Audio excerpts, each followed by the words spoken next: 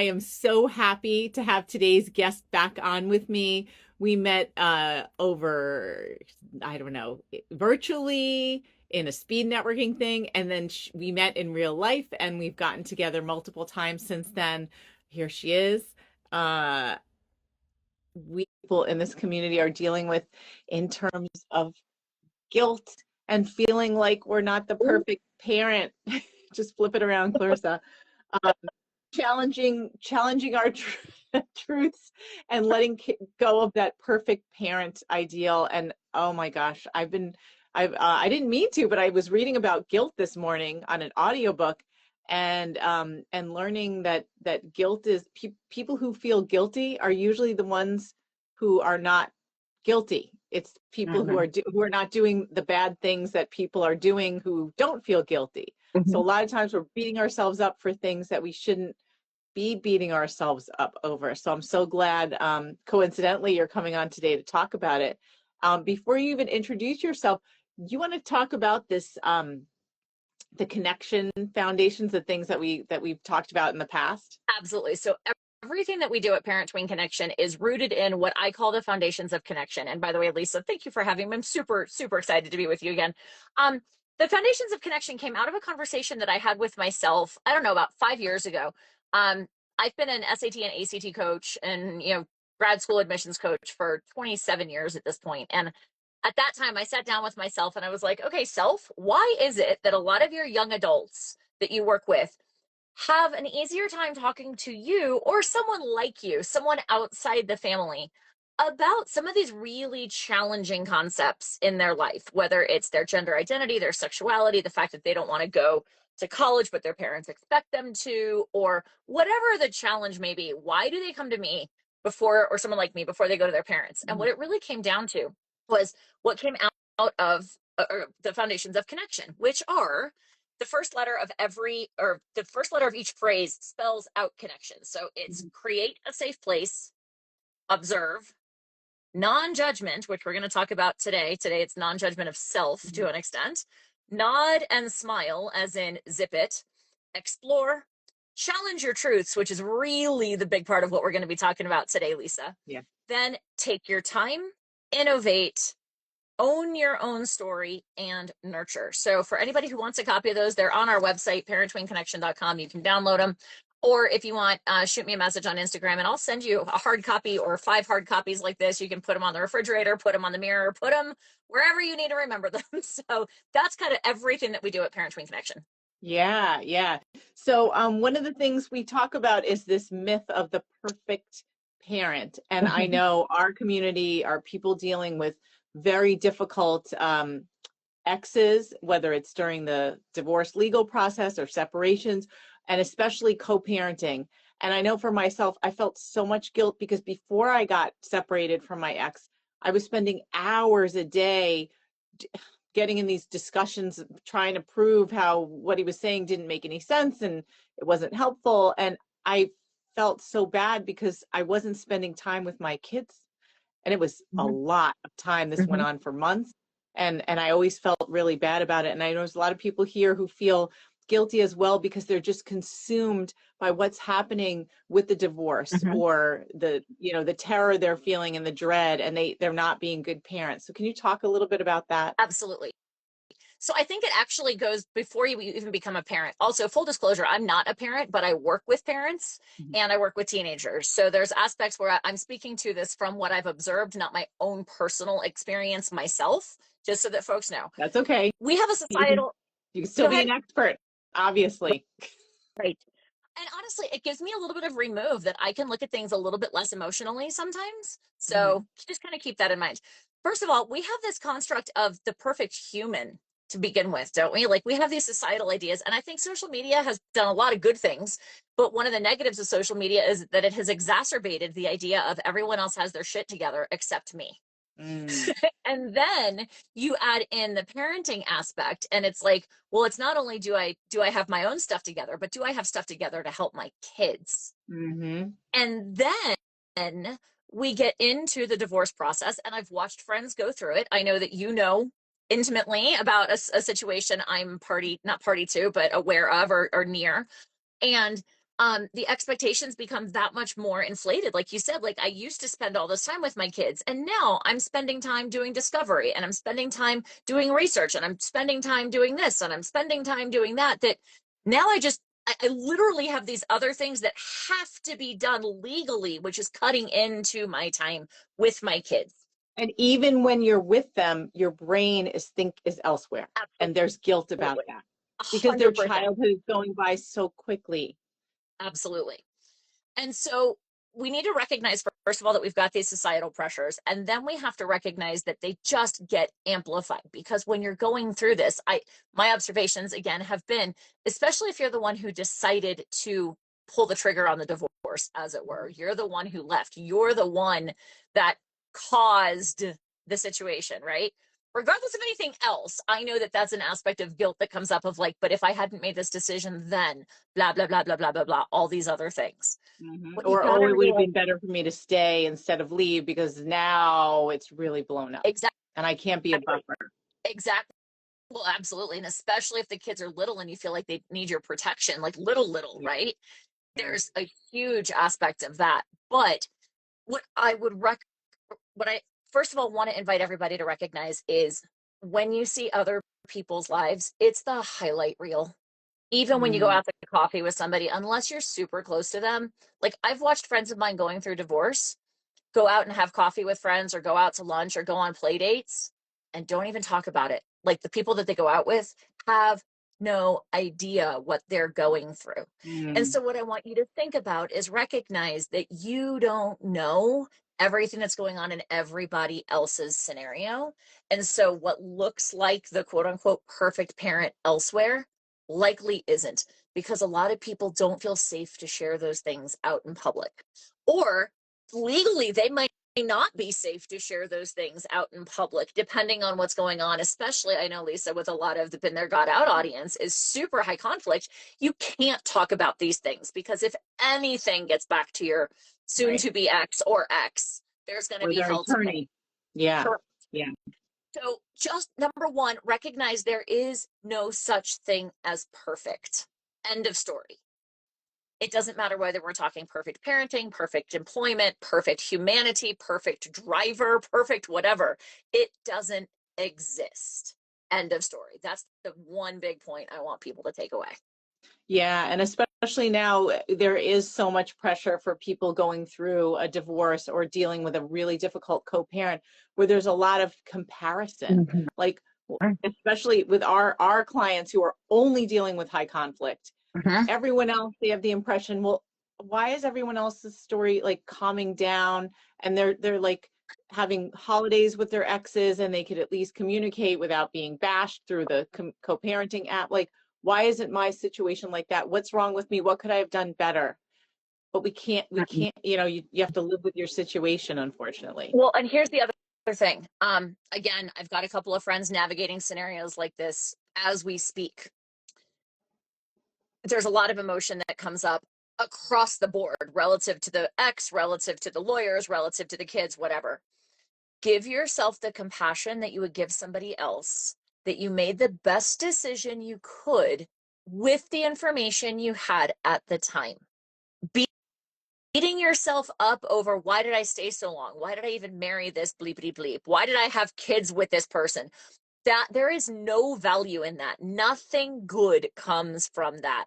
And beating yourself up doesn't do you or your kids any good. Judging yourself, I told you non-judgment was going to come up. Mhm. Judging yourself doesn't help your kids. Right. So Right. when you hear that, my business coach, actually, I've been dealing with some pretty significant emotional stuff myself the last couple of months. And just last week, I caught myself ruminating, and my business coach said to me, here's a visualization from, I think it's Dan Harris's 10% Better. When you start ruminating or you recognize that your thoughts are spiraling and you're on this downward track, envision a dead end sign and be like, this is where it stops. Every second that you give thought to that situation, you're giving your power away. And I'm Mm-hmm. not saying it's easy. I get it. Trust me. That you're giving your power away when you're ruminating over I'm not perfect and why isn't it easier and they're a better parent and da da da, they're such jerks, or they're not a better parent but they're such jerkwads or whatever all you want to call them. Yeah, I mean, the ruminating is something that I am completely guilty of myself. We sometimes call it awfulizing or catastrophizing. It's the what if this terrible thing happens? And often with our people, it's like, what if my ex makes the kids think I'm this bad parent because look how they're already convincing them to pull back from me. What if the judge believes that I'm crazy because I've been going to therapy and my ex takes the kids away from me? What if I have no money and I'm out on the street and how am I going to function? Or what if everything fails? And I Mm-hmm. know that our brains tend towards the negative, but Absolutely. one of the obvious things people say all the time is like facts are not, feelings are not facts. Correct. But it feels like they are, doesn't it? Especially in situations like this. Yeah, absolutely. And I think one of the biggest feelings that comes up for parents who are navigating divorce is guilt. Like I Yes. said, it's especially if they're the ones who made the decision to separate or to leave or whatever the case is, that guilt of like, if I hadn't done this, then we wouldn't be here. That's really hard to let go of. Right. And it's not that you did something a lot of time, Mhm. there's two people involved. Like a lot of Yeah, times it's that it became unbearable to stay. That's correct. that's the thing that makes people go is like you couldn't take it anymore. And there's a Right. myth that sometimes it's better to stay for the sake of the kids. I know that's how my ex kept me in the relationship a lot longer. Is like if you divorce me, even though I'm doing all kinds of awful things, Hmm. then you are going to ruin our kids' lives. And Yep. so for years, I felt like even though it was horrible, that I should just deal with it because it was better for the kids. And Yeah. it was completely wrong, Yeah. completely wrong. Agreed. Absolutely. And so I think you need to recognize when that's coming up and take steps to release it, which is, I know, the second point we were going to be talking about. Like, you've got to recognize it, but then you've got to work to let it go. Um, a lot of so I see that coming up, of like, if I hadn't left then, but then as the process continues, I see families or I see parents who struggle with the fact that they have to split time with their co-parent and Hmm. or oftentimes they end up in more challenging financial situations than they had been previously because whether there's maintenance, alimony, child support, whatever the term is in your state, whatever is or isn't being paid, um, there's often less money to go around for the kids. And here's what I want you to think about: the tangible things like that aren't what make or break your kids' success. It's the quality of the time that you're together that matters. Look at it this way. There are plenty of families that send their kids off to boarding school and don't see their kids for a semester at a time or months at a time. So if you're in a situation, for example, where it's 50-50, maybe it's back and forth, 1 week on, 1 week off, or a 3-4 split, something like that, you actually are having more time than some families in other situations navigate. And those kids turn out perfectly healthy, granted with the help with therapy, which I'm a big fan. Right? So, We are you know, too. what's that? I said we are too. Yeah, absolutely. So just recognize that there's all kinds of different situations and decisions that families make where it's not the amount of time that you're together, but it's the quality of the time when you are together that matters more. So taking that a different perspective and going, look, if I can take the time and I can take the focus, like I can, intentionally, like I know that I'm going to have to split holidays. I know that I'm not going to have Christmas morning with my kids every year.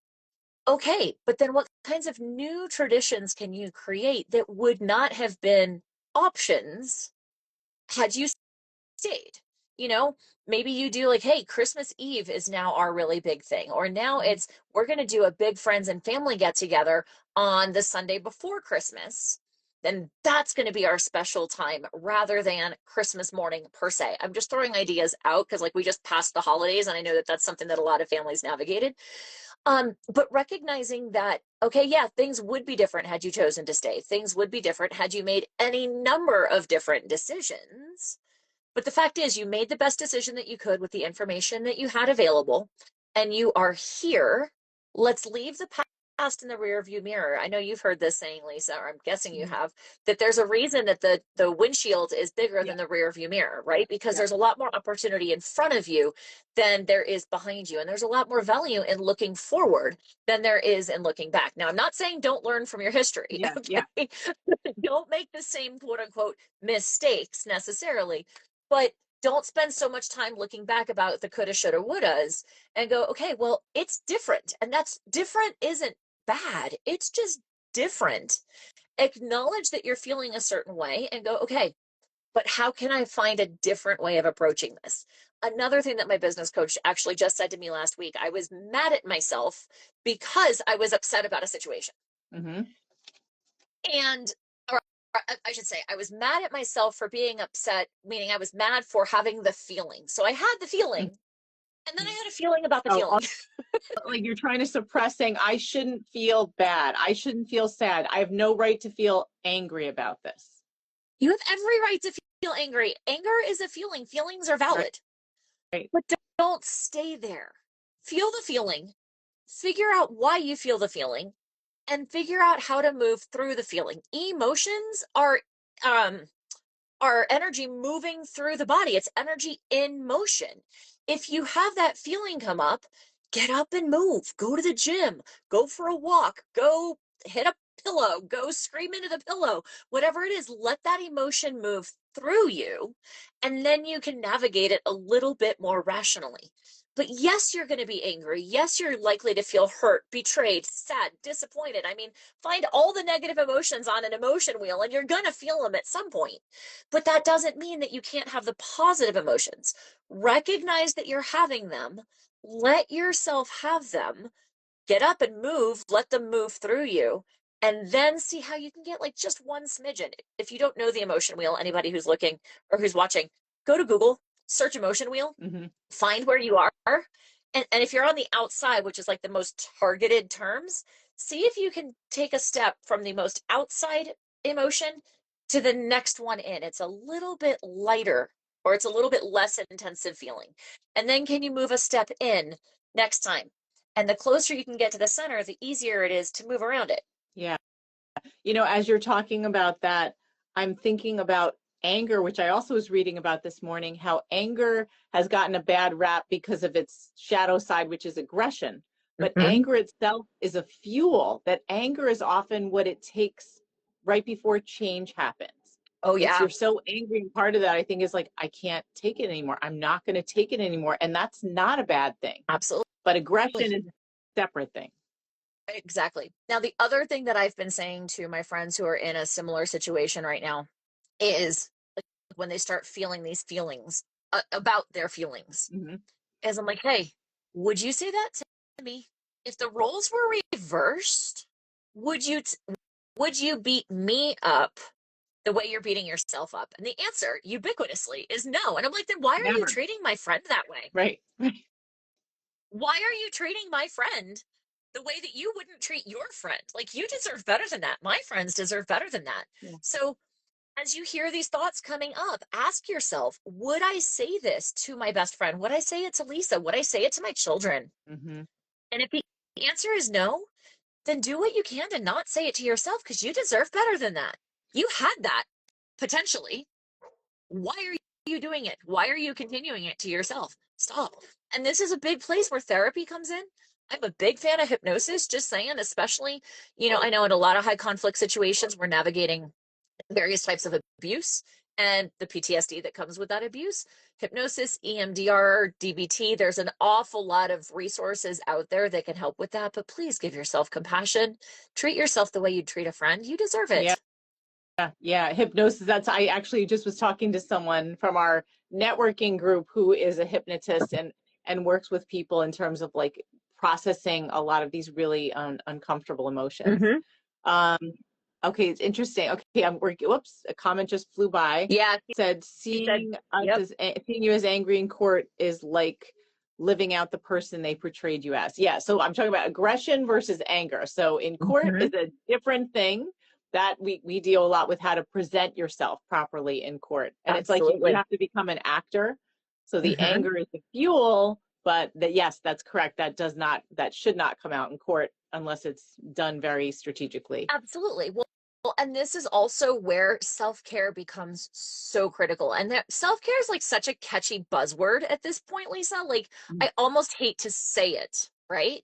But yes, that self-regulation comes from taking care of yourself in the first place. And I don't mean just going and like getting manis and petties. I mean Yeah. genuinely finding a good therapist. I mean getting your butt to the gym. Exercise is the most underrated anger management system, depression, anti-depression, anti-anxiety tool that anybody realizes. Find a yoga mat, do meditation or practice meditation. I love Insight Timer. It's free. You can choose to donate to folks who've put meditations out there, or the Calm app is $9.99 a month. Like, there are resources. Go to YouTube. YouTube is Yeah. free. Especially for folks who are in dire financial situations as a result of the divorce, there are resources out there. I love Yoga with Adrienne. It's one N on her name, by the way. And let me tell you something. She's got stuff, yoga for anxiety, yoga for fear, yoga for menstrual cramps, like you name it, she's got it. Yeah. Okay. And I so love find it. dancing. Yeah, absolutely. Because again, it's a way to let those emotions move through your body. And We as a the society, hormone, it gets the positive, the oxytocin going. absolutely it does. That's one of the best things that you can do before you go into court, by the way, is make sure you go to the gym in the morning, Yeah. because it will help you self-regulate that much more Yeah. effectively. Absolutely. Yep, for Um, sure. so speaking about that acting, right? Like, I hear a lot of parents say, well, my kid came home and said, blah, blah, blah, blah, blah, blah, blah. Hmm. Really? Your kid said that? Or were they coached? Did they get that from somewhere else? Yeah. Remember that, again, this is going back to the quality time, not so much the quantity time. Recognize that, especially with the younger kids, if you hear this stuff coming out of their mouths, that's not necessarily them. That could be your co-parent. Recognize that self-regulating with your kids is every bit as important as self-regulating in court, and not losing your brain. Also, like, if you have like a 50-50 back and forth, the kids go to the other parent's home, obviously different rules, different expectations, and then they come back to your home, it is likely that you're seeing that they explode. Again, especially the littler ones who haven't had a chance just experientially to learn to self-regulate. They lose their minds, they have tantrums, their sleep patterns are disrupted. It's really important for you to, yes, you can be angry, but don't let your kids see that as much as you can. That's where that self-regulation comes in, and recognizing, you know what, this is just the co-parent coming out their face, and it's not really my kids. It's not, they're not necessarily thinking this on their own. They're getting a little help to think these things, and do everything that you can to be the safe place for your kids, Yeah. because that's the underpinning of good parenting. That's the underpinning of effective communication. And that's the underpinning of, ultimately, and this is definitely where you got to take the long game, having the kids recognize that you were home, but they went to visit the other parent, for example, right? Like, that your home, you were the safe place. And so that self-regulation, it can't be underestimated. Yeah, I mean, and them seeing you, I mean, there's so much information out there about how one of the best things you can do for your kids, especially in situations like these, is to be as regulated yourself and calm as possible. And when they were away with the other parent, that they come home and you're like, I'm good. Not that, you don't want to be like, oh, I missed you so much, because then they start to feel emotionally responsible for you. But it's more Correct. like, I have my life, you enjoy your life with both of us. And Yep. I was doing all these fun things. And now that you're back, we can talk about what I did if you want, not to pressure you, child, but you could talk about what you did that was fun. But there's Absolutely. no like, oh, there's this hole in my life without you, my child, here. Like, I'm good. You don't need to take care of me. And let's each have our own Well, and lives. I think that comes back to the self-care, right? Is that having your own life independent of your children. And frankly, this is important if you're still happily married.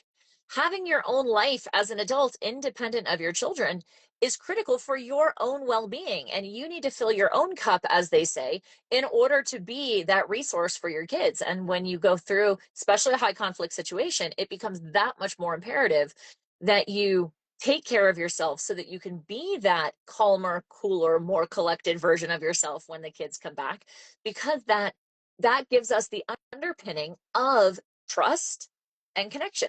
That's why, like, the first C in connection is create a safe place. If you're Yeah, not yeah. filling your own cup, you can't be a safe place for your kids.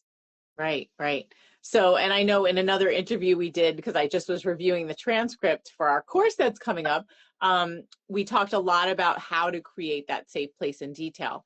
But let's also start talking about how to effectively communicate with teenagers, because that is really hard, especially when they're coming from the other parent's house and they're Mhm. lashing out and angry. And I used to teach high school, teenagers can be angry anyway, even if they weren't going Absolutely. back and forth. Absolutely. So how do you deal with teenagers? How do you deal with angry children?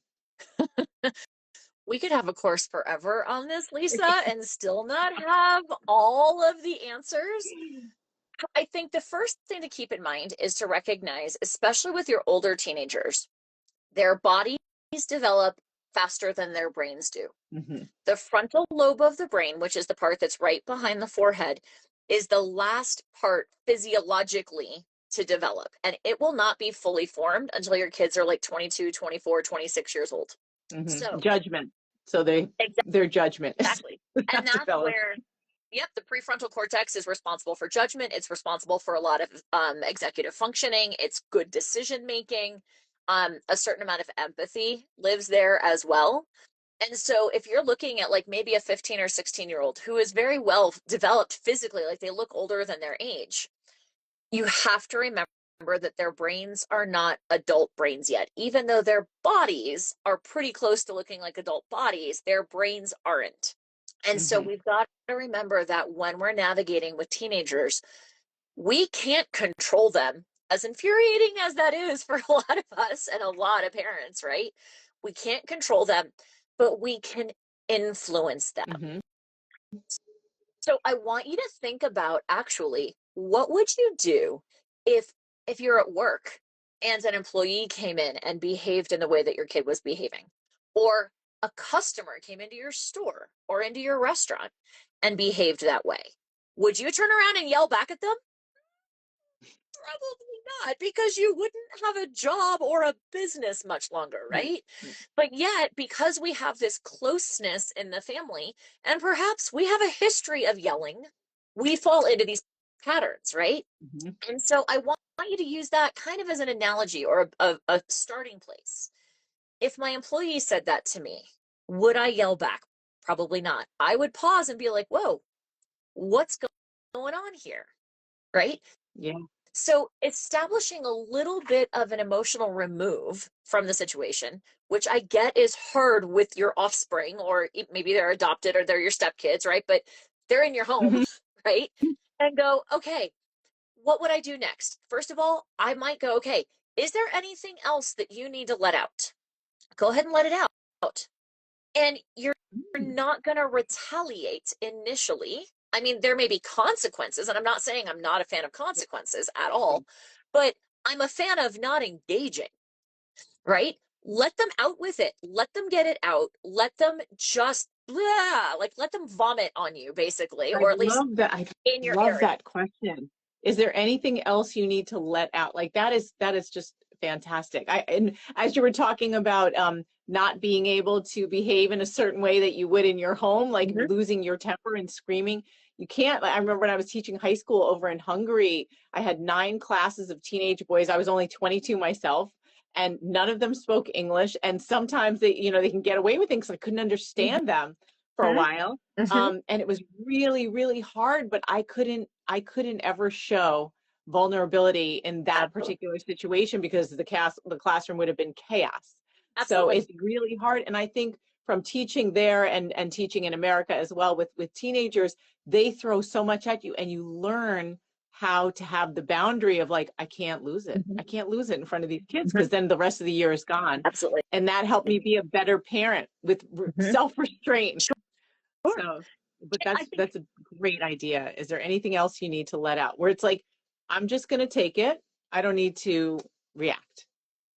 and I want to be clear, you take it, but you don't take it on, Mm, yeah. right?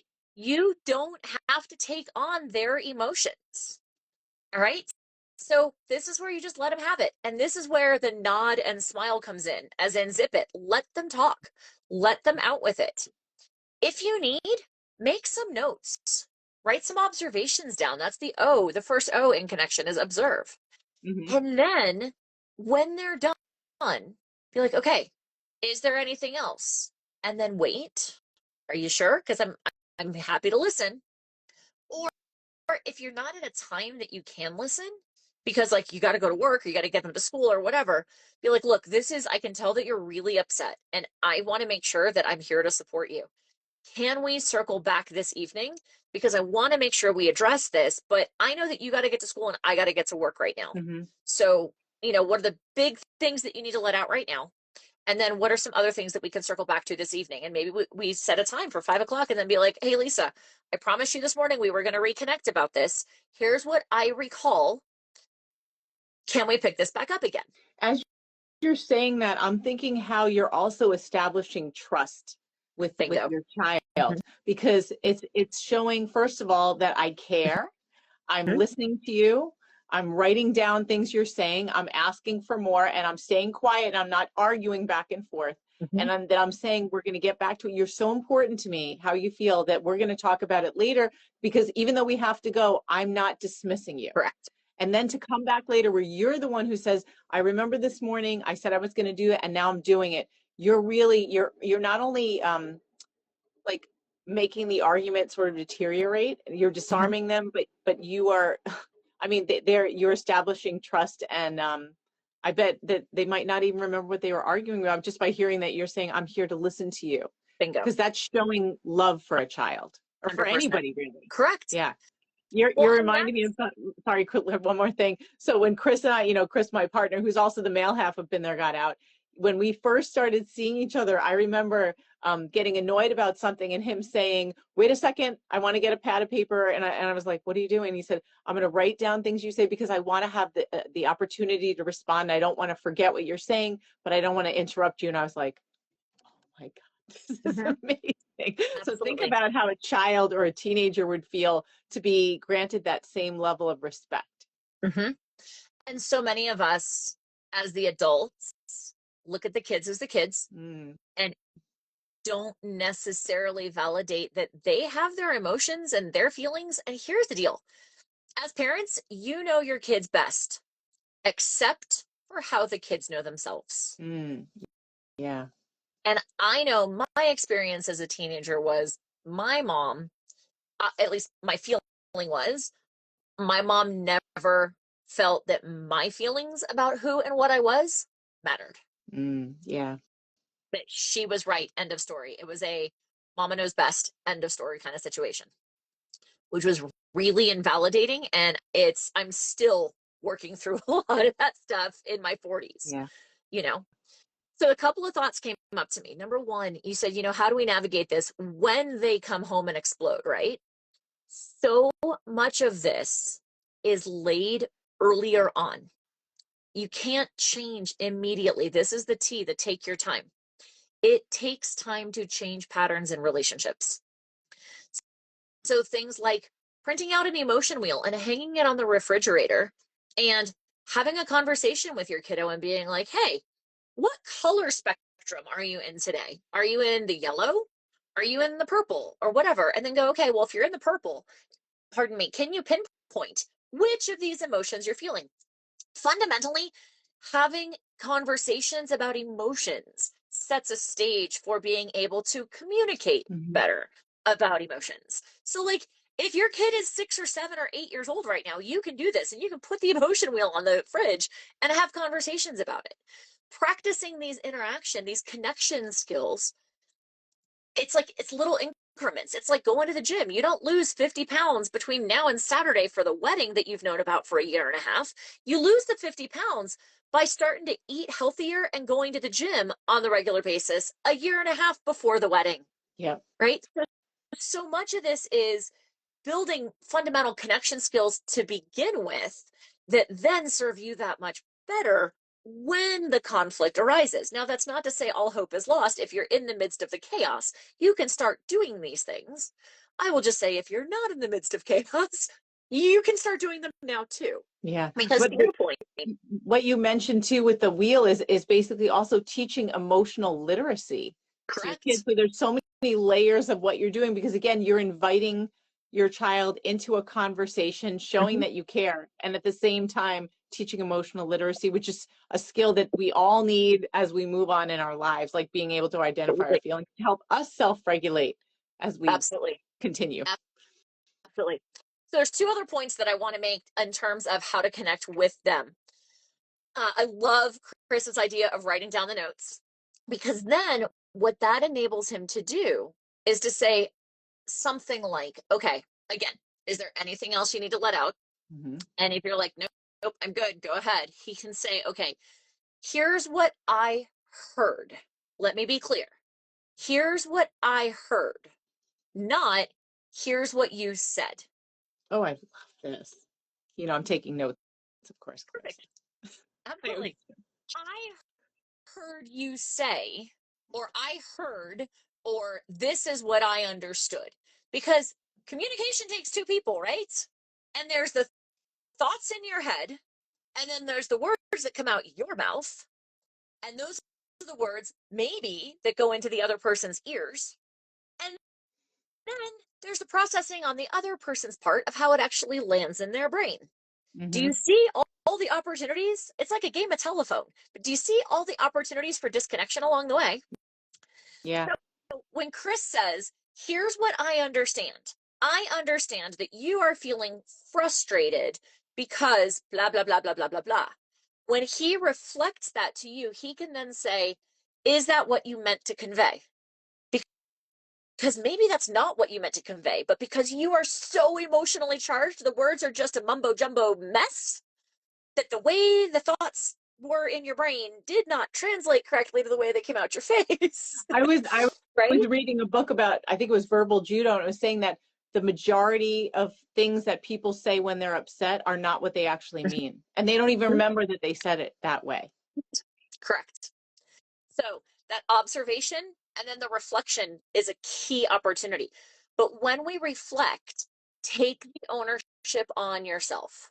How many times do we get into things? You always blah, blah, blah, blah, blah. You never da, da, da, da, da. Number one, extremes like that, as you know, in a legal environment are hard to prove. Right. Also, they're going to piss off the other person. Right. It's like, what's What? the goal? Is the goal Correct. to be right or to have resolution? Or to find harmony, hopefully, right? Yeah. So you always piss me off. Number one, that's an extreme. Number two, you don't control my emotions. I do. Mm. Yeah.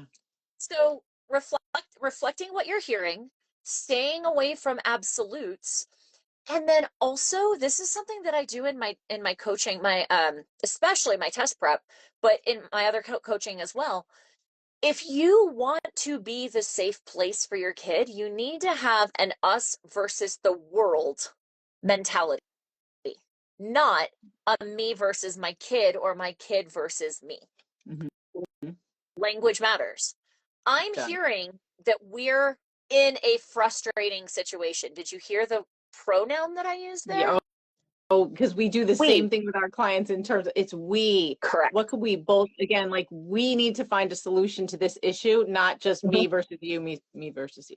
Right. So take that same idea. If the conflict is with the co-parent, don't make the conflict with your kid. Right. Right. Even if you hear things coming out of their mouth that bug you. Remember, you still own your response. You still own your reaction to the situation. So, hey, I'm hearing that we have a frustrating situation on our hands. What do you think a solution could be? Mm-hmm. And note there, it's giving the kiddo, the teen, the young adult, the teenager, ownership of the situation. What do And you think a agency, solution? Bingo. agency, which a lot of kids in these situations don't have because they are suppressed. Especially in a high conflict situation, they're likely to have less agency in the home of the high conflict parent. Right. So, Right. so You're if you are, contrasting yourself by saying, no, what do you think? What's the solution? And again, talk about the windshield versus the rear view mirror. Okay, whatever happened, but we're trying to move forward and not to forget it, but figure out what we can do about it rather than just keep harping on what happened or what somebody thought they said or didn't say. Absolutely. So the next tip I want to offer is to shove the shoulds. That was what my grandmother always used to say. My grandmother was like my inspiration. She divorced her husband in the 60s when women didn't divorce their husbands. So when we talk about like women I look up to, she's absolutely at the top of the list. And she always said to me, shove the shoulds. Today's version of that is stop shoulding on yourself. Yeah. Right. That's right. Yes. When you hear the word should in your brain or you hear it come out your mouth, it is nothing but judgment. I should have done this. I should do that. According to whom? And why? I should get up and go to the gym. Why? Well, because I want to be healthy. Okay, then that just means you need to get up and go to the gym, not you should. Because by saying should, you're judging yourself for the fact that you're not going. Interesting. Right? Yeah. So should brings judgment. You should do this. Well, what if I don't want to do that? Or what if I don't? What if I just don't do it? Then what's Exactly. Absolutely. You know, a lot of folks that I see, or a lot of parents that I see, are getting a lot better at trusting their intuition on things. And they get all of this advice from all the world about whatever, whether we're talking, you know, nursing effectively or sleep training when the kids are little, or whether the kids are allowed to get their driver's licenses at 16 or whatnot, right? And they're I just totally lost my train of thought. Where was I? We were talking about shoulds versus like what if you don't, what if you do? Yeah. Right. All of society, and this goes back to the myth of the perfect parent. Well, you should do this and you should do that. You should let your kids drink at home so that they can learn what it's like if they're going to get drunk and you're there to save them or there to help them. Or you shouldn't let your kids drink at home or whatever. You have to make the decision that you believe is best for you and your family, regardless of what the professionals, and I'm going to use that in air quotes because some folks are more experienced than others, right? Or the experts, regardless of what they say. And I know you see this a lot, Lisa, right? You and Chris can tell folks, no, this is what you need to do. And you can look at somebody who chooses not to take your insight and you're going to go, you're going to regret it. You're going to regret it. You're going to regret it. And you know what? They still have to make the decision that is right for them. Always, because they know their lives and their cases and their kids better than anyone. So we could be strategists and say, here's some ideas, here's what we think is best, but it's your life. Absolutely. It's your life. And let me also add, they not only do they know themselves, their lives, and their kids, they know their ex or soon to be ex better than many. Right? So like you and Chris can be like, here are the patterns of behavior that we normally see. And that person can be like, yes, but this one doesn't quite fit. Or maybe they're just not ready to take that step. You have to listen to yourself. You have to trust yourself. And that right there is probably the most important thing you can do to building trust with your kids. Because if you don't trust yourself, how do you expect your kids to trust you? Yeah. And that's harsh. I don't mean that to be mean or witchy, but like working to build that trust in self and sometimes knowing when to say no, knowing when to tell your attorney, I know you want me to write that email to my ex, but that's not going to go over well. I'm not ready to do that. That's okay. You know, as you're talking about not trusting yourself, I'm thinking about how that is a direct result from betrayal. A lot of people in these situations, including me, are like, how could I not have seen this? I must have poor judgment, so I can't trust myself. Right. And so that's where you talk about getting therapy and outside help to get you to start learning to trust yourself again. Because as you say, how can your kids trust if you don't trust yourself? If you're not even sure where you are. And this also circles back to the mindfulness, the self-care. And for me, in my paradigm, meditation, listening to what I call my higher self or my intuition, my soul, whatever, again, my subconscious, whatever term you want to put on it. For some folks, it may be in their house of worship. For other people, it may be at the gym. For other folks, it's in the therapist's office. For some of us, it's all of the above, right? Right. But rebuilding that ability to trust yourself is critical and know when to make the moves that you need to make. And I get that that's probably the hardest thing to do, especially post betrayal, especially with that judgment. But again, that's where that compassion, that self compassion comes in. Would you look at me and say, how stupid could you have been? No, you would have trusted that I made the best decisions I could have with the information I had at the time. And then I got more information and I made different decisions.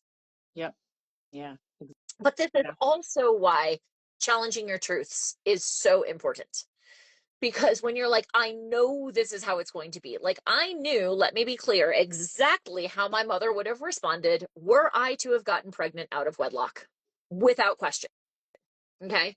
But there are plenty of other things that have come up in my life where I knew something to be true and it actually bore out differently than I knew or than I expected. Mm-hmm. So when you recognize that you're being triggered by things, I want you to stop and think about why you're being triggered. Your kid's behaving a certain way. Is it that the kid is a jerk? Maybe. Okay. Is it that your kid looks like your ex-partner? Also, maybe. Mm-hmm. Sometimes just that visual. Unfortunately, sometimes for the kids, when they look like the ex-partner, it's really hard to separate that. Mm. Maybe their behaviors are often like your ex-partner. But remember, your ex-partner has a fully formed frontal lobe. Your kid does not. Yeah, great point. So when you're looking at this and going, I am being triggered over and over and over again, why? Maybe it has nothing to do with your kid. Maybe it has nothing to do with your ex-partner. Maybe Yeah. it has everything to do with your sixth grade science teacher who embarrassed the living daylights out of you. And now, anytime someone questions your intellect, you go right back to that 11-year-old or 12-year-old who feels embarrassed in the front of the science class. And that's actually a trauma that you need to heal. That if you can heal that trauma, it takes away the trigger for your ex and your kid. Yeah. Makes so much sense. It's like it's unpacking. We all have baggage. I have like the 5-pack, like the five-piece luggage set, right? Because I'm in my 40s. How can I not? Right. Right. And I know Right. we're in the same range as a lot of the folks that you're supporting in your coaching and folks tuning in. You don't get to your 20s, 30s, 40s, and beyond without collecting emotional baggage. The Yep. question is, do you want to keep lugging it around or do you want to unpack some of it? Some of it's worth keeping, some of it's helpful still, some of it's very not. What can you get rid of? The more of the unuseful stuff or the useless stuff you can get rid of, the fewer triggers you're going to have. Number one, in the high conflict situation with your ex partner, but also in terms of establishing that connection with your kids. You've got to challenge your truths. Why? Why do I feel this way? Why am I responding this way? What is going on? I've gotten to a point myself where I can recognize when I have, because I recognize where it shows up in my body. It's often like in my solar plexus, like core belly area, when I Mm-hmm. just get this feeling that I cannot shake. And I recognize that I'm having an irrational response to something or a disproportionate response to something.